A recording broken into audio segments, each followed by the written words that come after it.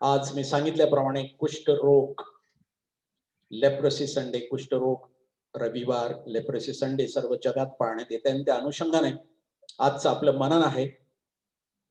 कुष्ठरोगाची माहिती आपल्या सर्वांनाच असेल, परंतु थोडासा उजाळा देण्यासाठी परत एक वार जरा उजळणी आपली व्हावी म्हणून मी काही गोष्टी कुष्ठरोगाच्या बाबतीत सांगत आहे.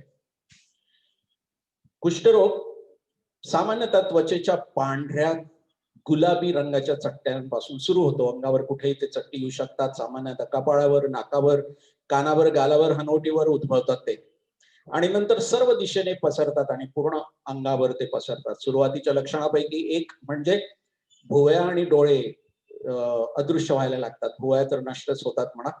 नंतर स्पंजयुक्त ट्युमरस सूज चेहऱ्यावर आणि नंतर वाढत जाऊन संपूर्ण शरीरावरती कब्जा करते. हा रोग संपूर्ण शरीरावर कब्जा करतो म्हणजेच बाहेरची त्वचा आणि आतले सुद्धा अवयव यावरती कब्जा करते आणि याच्यामुळे हाताची बोट, पायाची बोटे ही आत खेचल्या जातात आणि ती वाकडे तिकडे होतात. कारण अस्थि मज्जावर जो हल्ला होतो तो एका विशिष्ट विषाणूने केलेला असतो. त्याला बॅसिलस असा विषाणू म्हणतात आणि या विषाणूमुळे रक्तपुरवठा कमजोर होऊन हाडे शुष्क होतात. याचा परिणाम हा शरीरावर तर होतोच, पण अजून एक महत्वाचा परिणाम, वाईट परिणाम शरीरावरती होतो माणसाच्या, म्हणजे संवेदना त्याच्या गमावल्या जातात. त्याला संवेदना राहत नाही. ज्या ठिकाणी त्याला लेप्रोसी झालेली असते, कुष्ठरोग झालेला असतो, त्या विभागाला संवेदना राहत नाही. म्हणून याचं निदान लावत असताना अगदी सुरुवातीला पूर्वी मी लहान असताना हे मी बघायचो की जेव्हा कुष्ठरोग निर्मूलन योजना निघाली होती आपल्या देशामध्ये, तेव्हा डॉक्टर लोक काही पॅरामेडिकल्स घेऊन घरोघरी जात असत आणि एक हलकासा कापसाचा गोळा घेऊन तो चट्टे जर दिसले तर त्यावर असा त्याला स्पर्श करायचा. जर माणसाला त्याचा स्पर्श झाला तर मग तो चट्टा कुष्ठरोगाचा नाही. जर जर झाला तर कुष्ठरोगाचा नाही झाला तर नक्कीच तो कुष्ठरोगाचा आहे. तेव्हा त्याच्या संवेदना, आणि हा थोडासा जवळचा शब्द मी वापरत आहे कारण आजच्या मननासाठी तो चांगला आहे, म्हणजेच त्याच्या भावना गमावल्यामुळे मज्जातंतूच्या भयंकर नुकसानीमुळे तो पीडित ती व्यक्ती स्वतःची मज्जातंतू नष्ट करते कारण त्याला काही संवेदना राहत नाही आणि त्याला कदाचित पुष्कळदा डोळ्यांमुळे कमी दिसायला लागतं, अंधत्व येऊ शकतं, त्याचे दात सुद्धा आत घुसू शकतात किंवा बाहेर वाकडे तिकडे होऊ शकतात. थोडक्यात सांगायचं झालं की कुष्ठरोग, ज्याला पूर्वी महारोग म्हणायचे, कुष्ठरोग हा एक भयंकर आजार आहे. कुष्ठरोग ही एक भयंकर, एक निराळ शब्द वापरला तर बिमारी आहे, पीडा आहे. Leprosy is a very dreaded disease. पण आजचा जो उतार आहे, जो चमत्कार आहे, त्याच्याकडे आपण थोडस सविस्तर बघूया. आणि पहिली गोष्ट या बाबतीत मला ही सांगायला पाहिजे, जी पहिली गोष्ट या बाबतीमध्ये, आणि ती ही की प्रभू येशू ख्रिस्ताने जे काही चमत्कार केलेत ते काही भाकडकथा नाही आहेत, ती सत्य गोष्ट आहे. म्हणजेच प्रभू येशू ख्रिस्ताने वास्तविक दुःख, संकट आणि आपत्तीत असलेल्या लोकांना बरं केलं, ही सत्य घटना आहे. वाचलेल्या उतारामध्ये आपण एका कुष्ठरोग्याविषयी ऐकलेलं आहे. त्याचं नाव सांगितलेलं नाही, कोणी एक असं म्हटलेलं आहे, पण तरीही ती सत्य घटना आहे. कोणी एक असं जरी म्हटलं, जरी त्याचं नाव जरी दिलेलं नसेल तर. आणि हा जो चमत्कार झाला, हा खराखुरा चमत्कार ही एक गोष्ट की प्रभू येशू ख्रिस्ताने कुष्ठरोग्याला बरं केलं. त्यात दुसरी गोष्ट, याच्याकडे एका दुसऱ्या दृष्टिकोनातून आपण या चमत्काराकडे बघू शकतो आणि तो दृष्टिकोन म्हणजे आपण हा एक चमत्कार दाखला म्हणून सुद्धा घेऊ शकतो. म्हणजेच या दाखल्यातनं आपल्याला भरपूर शिकवण मिळते आणि म्हणून हा चमत्कार दाखल्या स्वरूपात आपण बघू शकतो. या प्रभू येशू ख्रिस्ताच्या काळामध्ये प्रभू येशू ख्रिस्ताने धार्मिक पुढाऱ्यांची बरीच कान उघडणी केली आणि त्या ज्या कामासाठी, धार्मिक पुढारीपण करण्यासाठी मोशेचे नियमशास्त्र पाळून योग्य रीतीने पाळण्यासाठी, लोकांना सांगण्यासाठी खरा धर्म इतकंच केवळ नव्हे तर योग्य जीवन, सत्य आणि पवित्र जीवन याचा कित्ता आणि शिकवण देण्याचं जे पुढारीपण, आध्यात्मिक पुढारीपण करण्यासाठी त्या तत्कालीन धार्मिक पुढाऱ्यांना निवडलेलं होतं. प्रभू येशू ख्रिस्ताच्या काळापर्यंत असं घडलं की हे एक जे ओरिजिनल त्यांचा पर्पज होता वास्तविक, त्यापासून हे फार दूर गेले, इतके दूर गेले की निश्चितच त्यांचं जीवन ज्या एका हेतूने त्यांना पुढारीपण करायचं होतं, जे उद्दिष्ट त्यांच्या पुढारीपणात त्यांना आध्यात्मिक जीवनासाठी, उत्कर्षासाठी करायचं होतं, त्याऐवजी त्यांनी आपल्या इच्छेप्रमाणे मोशेच्या नियमशास्त्राचं भाषांतर केलं. They interpreted, they changed the law of God given by Moses, and their lives were not the lives that they were expected by God, by the laws. परंतु तिसरी गोष्ट आपण ही पण बघू शकतो यामध्ये की हा जो उतारा, हा जो चमत्कार आहे, हा चमत्कार तत्कालीन देवाच्या लोकांना म्हणजे इब्री राष्ट्राला सुद्धा लागू पडतो. त्याचं कारण असं की त्या काळात हे धार्मिक पुढारी जर बिघडलेले होते तर सर्वसाधारण समाज जो होता देवाच्या लोकांचा, त्यांच्यामध्ये किती बिघाड झालेला असावा. पण जसा कुष्ठरोग हा महारोग आहे, कुष्ठरोग जसा ट्रेडेड डिसीज आहे, कुष्ठरोग जसा भयंकर एक रोग आहे, तशाच प्रकारच्या आध्यात्मिक रोगाने हा संपूर्ण समाज देवाच्या लोकांचा पीडित होता.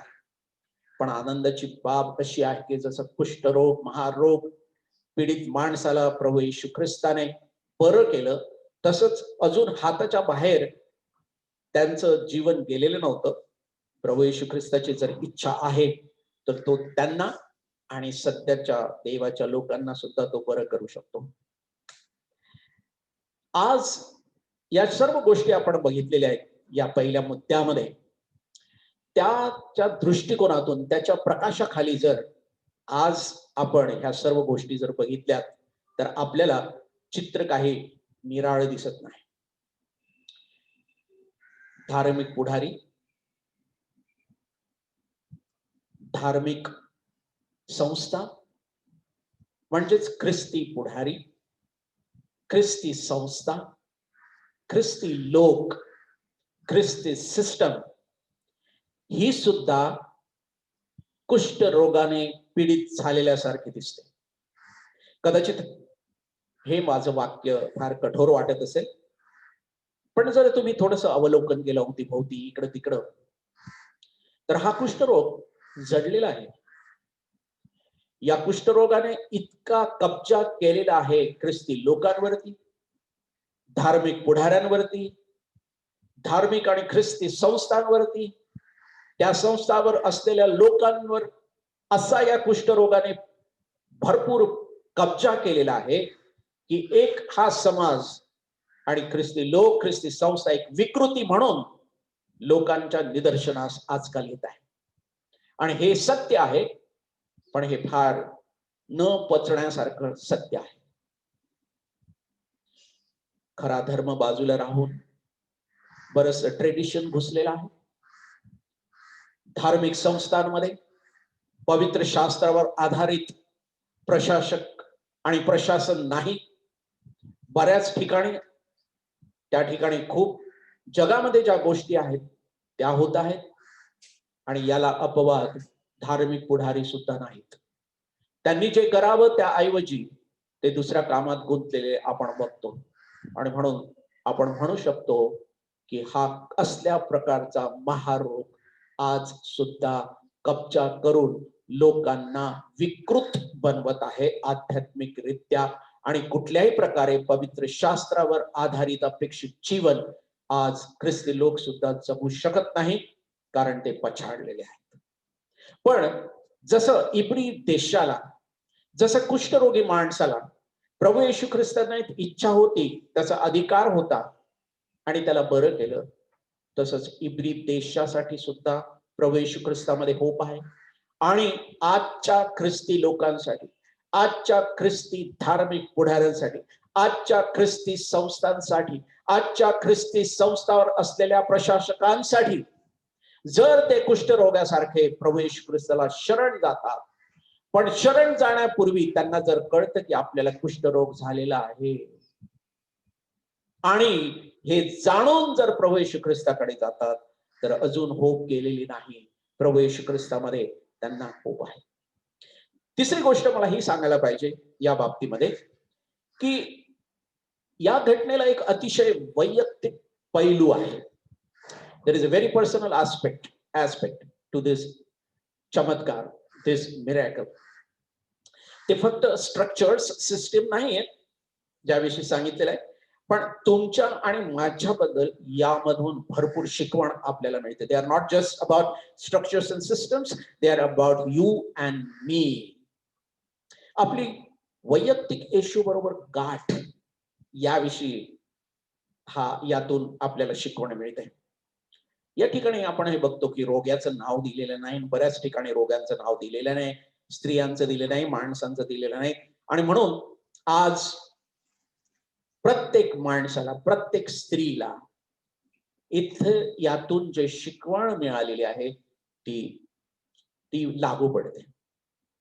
चौथी गोष्ट, या चमत्काराचा जो हेतू आहे, वास्तविक प्रभू येशू ख्रिस्ताने जे सर्व चमत्कार केले त्याचा एक फार मोठा हेतू आहे. आणि सर्व चमत्कार पवित्र शास्त्रात लिहिलेले नाही आहेत, वेचक चमत्कार दिलेले आहेत, काही चमत्कार लिहिलेले आहेत.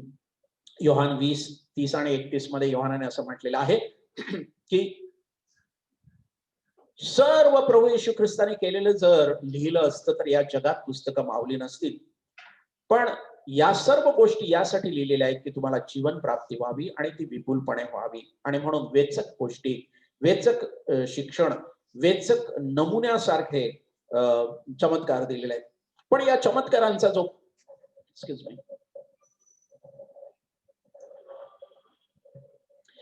या चमत्कारांचा जो हेतू आहे तो हा हेतू आहे की प्रभू येशू ख्रिस्ताने जे सर्व लोकांना बरं केलं, मरणातून लोकांना उठवलं, लोकांच्या मधून भूत काढली, सैतान काढला, पुष्कळशा लोकांना, मोठमोठ्या समुदायाला त्याने जेवण दिलं, तो पाण्यावर चालला.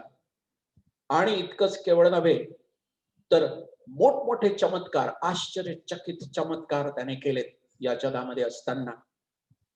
आणि हे यासाठी त्याने केलं, सर्व प्रकारच्या चमत्कारांचा हेतू तो हा होता की याद्वारे, या सर्व चमत्कारांच्या द्वारे हे प्रमाणित करायचे होते की येशू हा देवाचा पुत्र आहे, येशू त्याला दैवी सामर्थ्य आहे, येशू जे बोलतो ते सत्य आहे.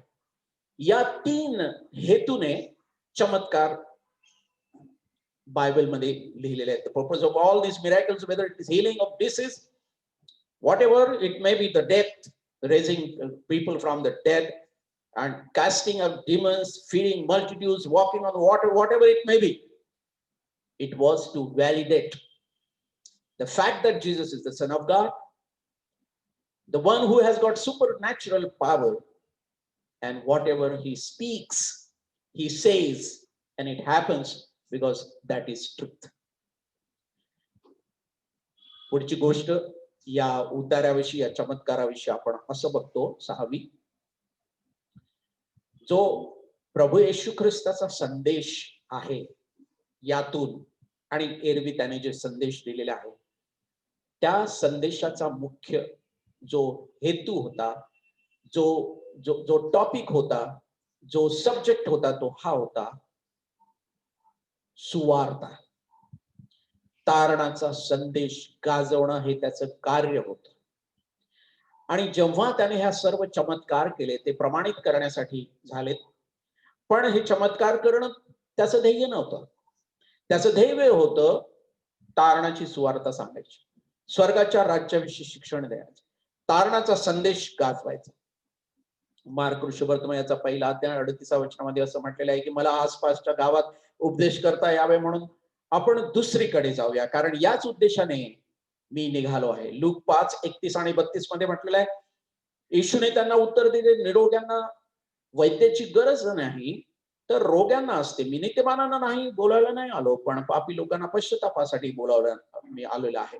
मग प्रभू येशू ख्रिस्ताचा चमत्कार, शिक्षण, सर्व काही करण्याचा उद्देश एकमेव होता, तारणाची सुवार्ता गाजवणं. सातवी गोष्ट आपण बघतो की प्रभू येशू ख्रिस्ताचं सर्व लोकांबरोबर जो संपर्क आला, विशेषतः त्याने रोग्यांना बरं केलं, तर त्याने त्यांच्या बरोबर एक सलगी साधली. It was a touch of connection. प्रभू येशू ख्रिस्ताने जेव्हा रोग्यांना बरं केलं, त्यांच्याबरोबर एक सलगी साधली त्याने. आणि जितके पीडित, अस्पृश्य, बहिष्कृत आणि गांजलेले लोक होते, त्याने त्यांना स्पर्श केला आणि त्यांना स्पर्श करायला त्याला आवडत होतं. मग ते समाजाकडून अधिकृत असो की नसो, पण त्याने त्यांच्या बरोबर एक आपुलकीचे संबंधच प्रस्थापित केले, त्यांना स्पर्श करून. आणि आपल्याला माहित आहे की स्पर्शामध्ये खूप सामर्थ्य आहे, प्रचंड सामर्थ्य आहे स्पर्शामध्ये. आणि स्पर्श निरनिराळ्या प्रकारचे आहेत. जर जोराने गालावर मारलं तो पण स्पर्श असतो, पण जर कोणी दुःखात आहेत आणि केवळ आपण त्यांच्या खांद्यावर जरी हात ठेवला तर त्या स्पर्शामध्ये खूप प्रचंड सामर्थ्य असतं. प्रभू येशू ख्रिस्ताने आजारांना बरं केलं. या ठिकाणी कुष्ठरोग्यांना आणि या कुष्ठाला सुद्धा त्याने स्पर्श केला, पण तेव्हा कुष्ठरोगांना स्पर्श करणं अलाउड नव्हतं. त्याला कारण असं होतं की कुष्ठरोग हे अशुद्ध मानले जात होते. त्यांना गावाच्या बाहेर राहायचं होतं. त्यांना केस करायचे नव्हते, असे विस्फटित केस ठेवायचे. इतकंच केवळ नव्हे तर तोंडावर आच्छादन करायचं, कपडे भिकाऱ्यासारखे कपडे घालायचे आणि लोकांपासून दूर राहायचं. कोणी जवळ आला तर मोठ्याने ओरडायचं, अनक्लीन अनक्लीन, मी अशुद्ध आहे, माझ्या जवळ येऊ नका. अशा परिस्थितीत असलेल्या माणसाला, कुष्ठरोग्याला प्रभू येशू ख्रिस्ताने स्पर्श केला, पण त्याने कुठल्याही प्रकारचा भेदभाव केला नाही.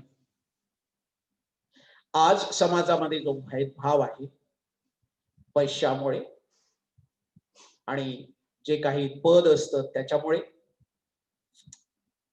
आणि लोक ज्यांच्याकडे पैसे आहेत आणि ज्यांच्याकडे पद आहेत त्यांच्या पायाजवळ लोटांगण घालतात, हे आपण नेहमीच बघतो, नेहमीच आपल्याला ते दिसतं समाजामध्ये. पण जे लोक वास्तविक, ज्यांच्याकडे पैसा नाही, ज्यांच्याकडे मोठा मोठा हुद्दा नाही, ज्यांच्याकडे काही मोठी जबाबदारी नाही, अशा लोकांकडे लोक दुर्लक्ष करतात. ते जवळून जरी गेले तर त्यांच्याकडे कटाक्ष टाकायला फार कठीण जातं अशा लोकांना. पण प्रभू येशू ख्रिस्त जो तारणार आहे, ज्याला सर्व प्रकारचा अधिकार आहे स्वर्गात आणि पृथ्वीवरती, त्याने मात्र कुठल्याही प्रकारे लोकांमध्ये भेदभाव केला नाही. त्याचा स्पर्श, त्याची सलगी इतकी खाली गेली की कुष्ठरोग्याला तत्कालीन आणि मोशेच्या नियमशास्त्राप्रमाणे ते अलाउड नसताना सुद्धा त्याने त्याला स्पर्श केला. मला माहित नाही की आज आपण इतरांबरोबर बोलत असताना, इतरांबरोबर आपण राहत असताना आपण कुठल्या दृष्टिकोनातून त्या लोकांकडे बघतो? आपण स्वतःला काय समजतो, काय समजतो म्हणून इतरांना कुठल्या दृष्टिकोनातून आपण बघतो? आत्मपरीक्षण करण्याची अत्यंत गरज आहे ख्रिस्ती समाजाला.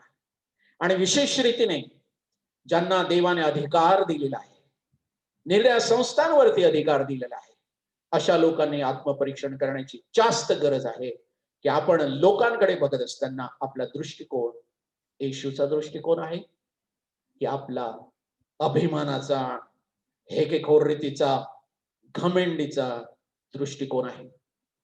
प्रभू येशू ख्रिस्ताने स्पर्श केला आणि प्रभू येशू ख्रिस्ताने अजून पुढे जाऊन आपण बघतो की मार्क शुभवर्तमान 4 अध्याय आणि 3 वचनामध्ये, लूक 4 आणि 27 मध्ये एका कुष्ठरोगाच्या घरी प्रभू येशू ख्रिस्त जेवायला गेला. आता हे तुम्ही म्हणाल की हा कुष्ठरोगाच्या घरी प्रभू येशू ख्रिस्त जेवायला गेला, कसं काय झालं हे? तर बहुतेक असं म्हणतात, आणि ते शक्य आहे, की हा कुष्ठरोगी पूर्वी कुष्ठरोगी असेल, पण तो बरा झाला असेल. कारण याही कुष्ठरोगाला प्रभू येशू ख्रिस्ताने सांगितलं, बरं झाल्यानंतर तुझा याचकाकडे दाखव, तू बरा झाल्यानंतर ते प्रमाणित कर म्हणून. आणि हा बरा झालेला कुष्ठरोगी, त्याला सायमन द लेपरच म्हणायचे, त्याच्या घरी प्रभू येशू ख्रिस्त जेवायला गेला आणि कुठल्याही प्रकारचा भेदभाव केला नाही. या प्रभू येशू ख्रिस्ताच्या या सलगीमुळे त्याने जो स्पर्श केला आणि जवळीक साधली, ही जवळीक प्रभू येशू ख्रिस्ताचा एक रिस्पॉन्स होता, त्याचा प्रतिसाद होता. प्रभू येशू ख्रिस्ताने पुष्कळ लोकांना बरं केलं, पण ज्या लोकांनी त्याला विनंती केली की मला बरं कर, माझ्यावर दया कर, त्यांच्यापासून प्रभू येशू ख्रिस्त दूर गेला नाही. त्यांची हाक त्याने ऐकली आणि त्यांना प्रभू येशू ख्रिस्ताने बरं केलं. कुष्ठरोगी माणसाची वृत्ती आणि त्याचे शुद्धीकरण या दोहात काहीही संबंध नाही, असं मला स्पष्ट सांगायला पाहिजे. कुष्ठरोगी माणूस, त्याच्याविषयी सांगितलं की तो प्रभू येशू ख्रिस्ताकडे आला आणि त्याने प्रार्थना केली, त्याने विनंती केली प्रभू येशू ख्रिस्ताला. तो एका अतिशय नम्रतेने प्रभू येशू ख्रिस्ताकडे आला. पण कुष्ठरोगी माणसाची वृत्ती आणि त्याचे शुद्धीकरण प्रभू येशू ख्रिस्ताने दिले, या दोहोमध्ये कुठल्याही प्रकारचा संबंध नाहीये. त्याची वृत्ती वाखाणण्याजोगी नक्कीच आहे, चांगली प्रवृत्ती आहे, त्याची प्रवृत्ती आहे, दृष्टिकोन आहे. परंतु येशूचे बरे करण्याचे त्याचे कारण त्याच्या वृत्तीचे नव्हते. लूक 4:40 मध्ये आपण असं वाचतो, त्याने प्रत्येकाला बरं केलं. मग त्यांची वृत्ती काही पण असो, त्याने सर्वांना बरं केलं, सर्व प्रकारच्या लोकांना बरं केलं. सर्वांनीच त्याला विनंती केली असं नाही.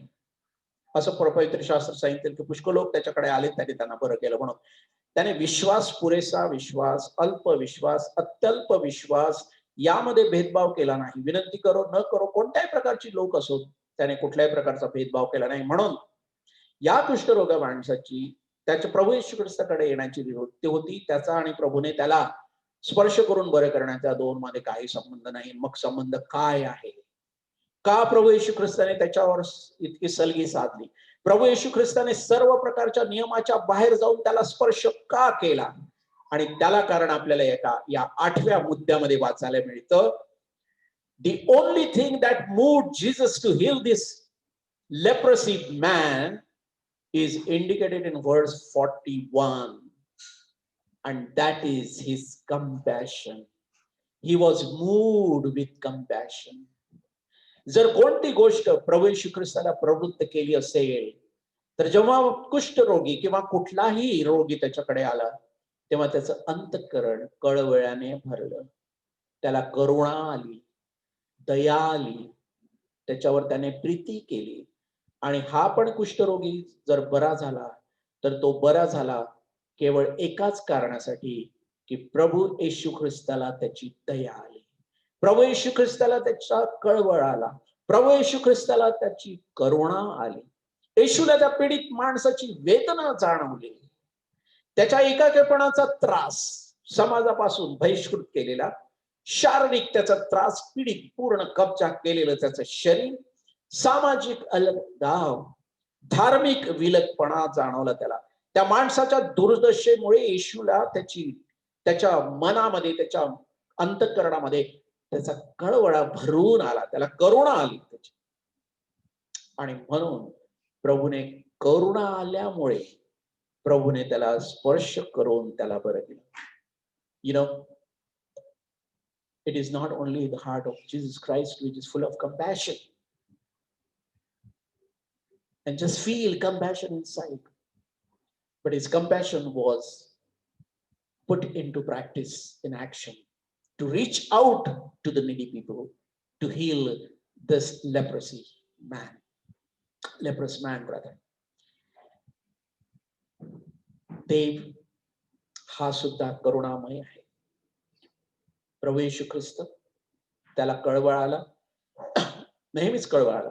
यरुशलेमेकडे जेव्हा त्याने बघितलं, तर आपण हे बघतो की यरुशलेमे, यरुशलेमे, संदेष्टांचा घात करणारे नगरी, कोंबडी जशी आपली पिल्ल्यांना कवटाळते तसं तुला कवटाळं म्हणून मला कितीतरी वाटत.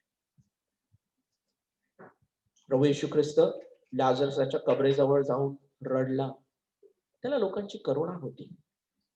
प्रभू येशू ख्रिस्ताला करुणा होती. देव सुद्धा compassionate आहे. God is God of compassion, and it is only his compassion that we have hope in him to be healed, not only to be healed but have a life eternal.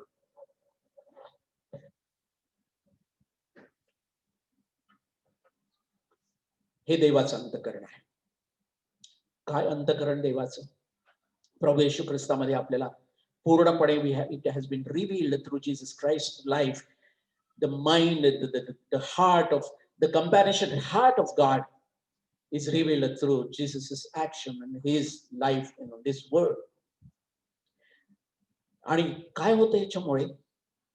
His heart, त्याच्या अंतःकरणामध्ये लोकांची जी पीडा आहे त्याची जाणीव होते.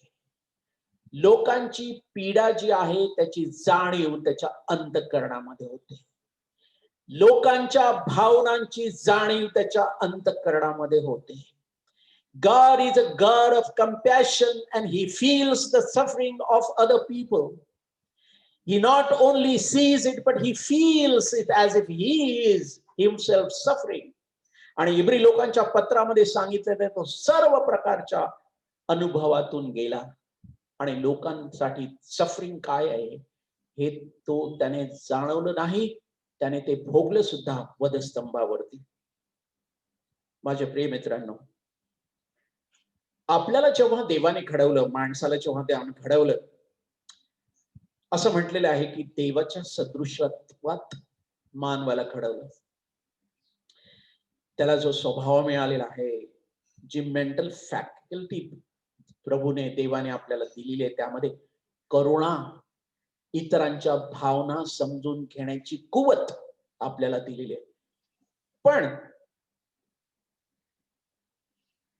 मी जे हॉस्पिटलच्या जवळ बरेच वर्ष होतो, सॅमसन अपार्टमेंट मध्ये, आणि जे हॉस्पिटल मधून मी जायचो ऑफिसला, बॉम्बे सेंट्रलला पायी पायी. गेट कोणता आहे मला माहित नाही, पण सॅमसन अपार्टमेंटच्या समोरचं गेट मधून जायचो आणि मॉर्चरीच्या गेट मधून निघून मी तिकडे जायचं असं. त्या हॉस्पिटलच्या अवतीभोवती बरेच पीडित लोक पडलेले असायचे आणि बरेचसे नातेवाईक आत असलेल्या रोग्यांचे जा ये करत असतील. डॉक्टर्स आणि नर्सेस त्याच रस्त्याने जा ये करत असतील. ते सर्व ते बघत असतील. पण मला नेहमी विचार पडायचा की रोगी आत गेल्यानंतर त्याला ट्रीटमेंट मिळते, पण जे रोगी असहाय्य आहेत, जे स्वतः उठून पलीकडच्या भिंतीच्या पलीकडे असलेल्या दवाखान्यात ते जाऊ शकत नाही, त्यांना कोणीच का मदत करू शकत नाही. पण अशी एक संस्था आहे भायखळ्याला, आणि जी संस्था मदर ट्रीसाची संस्था आहे, आशादान म्हणून. तिकडच्या तरुण तरुण नर्सेस जेव्हा अशी केस ते बघतात, तर त्या लोकांना कुठल्याही परिस्थितीत असेल त्यांना नेतात त्यांच्या सेंटरला, स्वच्छ करतात, औषध पाणी देतात आणि सर्व त्यांचे करतात. दिस इज ऍक्च्युअली करुणा. कोणी लोक असो, आपण घाण होणार, हा रोग आपल्याला लागणार, कुठल्याही प्रकारची तमा न बाळगता ह्या नन्स हे फार मोठं देवाचं कार्य करतात. But at the same time, all the people going to the hospital, all the doctors and nurses going to the hospital, pay no attention to the people around. God is God of compassion, and people of God should be full of compassion. आणि देवाने जर आपल्याला आपल्या अंतःकरणात इतरांची पीडित स्थिती बघून करुणा येण्याच्या भावना आपल्यामध्ये ठेवलेल्या आहेत, त्याच्या सदृशत्वात जेव्हा आपल्याला त्याने बनवलेलं आहे, तेव्हा ते तेवत ठेवणं आणि ते मरू न देणं हे ख्रिस्ती माणसाचं कर्तव्य आहे. पण मला या करुणेविषयी आज जास्त सांगायला हवं आहे. कंपॅशन, करुणा, कळवळा हे शब्द आपल्याला माहित आहे. We know these words, compassion. पण त्याचा अर्थ कदाचित आपण खूप जास्त शोधून बघितला नसला ना. I want to tell you, येशूला त्या माणसाला बरे करण्यास प्रवृत्त करणारी एकमेव गोष्ट जी आपण 41 वचनामध्ये वाचलेली आहे की येशूला त्याचा कळवा आला किंवा त्याची करुणा आली. येशू दयाळू आहे. त्याला त्या माणसाच्या वेदना जाणवल्या. त्याला माणसाच्या एकीपणाचा त्रास, शारीरिक त्रास, सामाजिक दुरावा, धार्मिक गोष्टींपासून वंचित असल्याची जाणीव, त्या लोकांना बाहेर काढायचा आणि कुठल्याही प्रकारचा संपर्क समाजाबरोबर, त्या गावाबरोबर कुठलाही नसायचा. ते काही मंदिरात जाऊ शकत नव्हते, समाजात जाऊ शकत नव्हते. त्या माणसाच्या दुर्दशेमुळे येशूला त्याच्या अंतःकरणात करुणा निर्माण झाली त्याच्यासाठी. कारण देव करुणाळू आहे. देव करुणेचा देव आहे. पापावर होणाऱ्या जो परिणाम आहे, माणसाला जी परिस्थिती होऊन जाते पापामुळे या कुष्ठरोगाच्या, ती पण त्याला जाणवते. मार्क शुभवर्तमानामध्ये उदाहरण बरीच ठिकाणी आपल्याला मिळते वाचायला की लोकांनी जाताना पाहिले आणि पुष्कळाने त्याला ओळखले. सर्व शहरातून ते पळत गेले आणि त्यांच्या पुढे तो गेले. जेव्हा येशू किनारावर गेला त्यांना मोठा लोकांचा समुदाय पाहिला आणि त्यांना त्याचा कळवळा आला. करुणा व्यक्तीला दुसऱ्याच्या आणि स्वतःच्या शारीरिक, मानसिक आणि भावनिक यातनांमध्ये असलेल्यांना मदत करण्यास प्रेरित करते. त्याची जाणीव करून मदत करण्यास प्रवृत्त करते. करुणा सहसा संवेदनशीलता असल्याचे मानले जाते. करुणा म्हणजे यातनेचा एक भावनिक पैलू आहे. I read it again. करुणा व्यक्तीला दुसऱ्यांच्या आणि स्वतःच्या शारीरिक, मानसिक आणि भावनिक यातनांमध्ये असलेल्यांना मदत करण्यासाठी प्रेरित करते. त्याची जाणीव झाल्यामुळे ती प्रेरित करते. करुणा सहसा संवेदनशीलता असल्याचे सुद्धा मानले जाते. त्या करुणेमध्ये संवेदनशीलता आहे. आणि करुणा म्हणजे यातनेचा एक भावनिक पैलू आहे. ही करुणा आहे. करुणा या शब्दाची उत्पत्ती लॅटिन भाषेतून झाली आहे. त्याचा अर्थ सहदुःख, कंपॅशन. सहदुःख म्हणजे इतरांच्या दुःखात सहभागी होणे. करुणा इतरांच्या भावनिक सुखदुःखामध्ये जाणीवपूर्वक सामील होते आणि ती सहानुभूती अग्रदूत पूर्व सूचना देऊन सक्रिय होते. सक्रिय करुणेचा चांगल्या व्यक्ती केंद्रित कृत्यांकडे इतरांची जागा घेण्याची क्षमता असते. या करुणे अशी एक चमत्कारिक देवाने दिलेला व्हर्च्यू आहे आपल्याला, जो आपल्या मेंटल फॅकल्टीमध्ये ठेवलेला आहे, शरीरामध्ये तो ठेवलेला आहे. तो समजून आणि अंतःकरणपूर्वक जाणून, ती पीडा जाणून की त्याची पीडा त्याची नाही पण माझी आहे असं समजून त्याला मदत करण्यासाठी धावून जाणं. आज समाजामध्ये करुणा लोपल्यासारखे वाटते. कोणाला कोणाचं काही देणं घेणं नाहीये. कोणी कुठल्याही प्रकारच्या परिस्थितीत असो, कोणी त्याच्याकडे लक्ष देत नाही. हा, एखादा कोणी आजारी झाला, मरायला लागला, त्या पुष्कळ धावून येतात, त्याला दवाखान्यात ऍडमिट करतात. तो बरा झाला की परत आल्यानंतर त्याला त्रास देतात. हे असंच चाललेलं आहे समाजामध्ये. कुठे करुणा? Where is compassion? Where is compassion in among the Christians? Where is compassion? Though our God is God of compassion, the people of God are not full of compassion. याकडे दुर्लक्ष झालेलं आहे. हे समजत नाही, उमजत नाही, त्याकडे आपलं दुर्लक्ष झालेलं आहे. साध्या सोप्या शब्दात सांगायचं झालं तर सक्रिय करुणा म्हणजे दुसऱ्याचे दुःख कमी करण्याची इच्छा बाळगून प्रयत्नशील राहणं. ही भावनिक समज, जाणीव आहे. आणि आपल्या कृतीमुळे, आपल्या शब्दांमुळे, आपल्या बोलण्यामुळे इतरांवर जो परिणाम होतो, तो परिणाम समजून घेण्याची कुवत ज्याच्याकडे आहे, तो खरा माणूस आहे की ज्याची करुणा अजून जागृत आहे. आपल्या बोलण्यामुळे, आपल्या राहणीमानामुळे, आपल्या कर्तृत्वामुळे, आपल्या करणीमुळे, आपल्या शब्दांमुळे, आपल्या कृतीमुळे इतरांवर, इतरांच्या अंतःकरणावर जो परिणाम होतो त्याची जाणीव ज्या माणसाला होते तो माणूस देवाच्या प्रतिरूपात घडविलेला आहे, त्याची करुणा जागृत आहे. नाहीतर नाहीतर ज्याच्याकडे ती नाही आहे, या करुणेच्या विरुद्ध शब्द निर्दयीपणा किंवा निर्दयता वापरलेला आहे. आणि त्याला we can call it like mercilessness और हार्ड हार्टेडनेस म्हणू शकतो आपण, निष्ठुर म्हणू शकतो. इतरांच्या भावनाची किंवा हिताची चिंता न करणं निष्ठुरपणा आहे, ते कंपॅशन नाही आहे. पण हा निष्ठुरपणा, इतरांच्या भावनाची जाणीव न करणं, इतरांच्या हिताची चिंता न करणं, हे समाजात बोकाळलेलं आहे आणि ख्रिस्ती समाज त्याला काही अपवाद नाही आहे. आणि म्हणून आज मला सर्वांना सांगायला पाहिजे की प्रभू येशू ख्रिस्ताचे अंतःकरण जे करुणेचं होतं ते ख्रिस्ती लोकांमध्ये नक्कीच उतरायला पाहिजे. आज प्रभू येशू ख्रिस्ताकडे जर आपण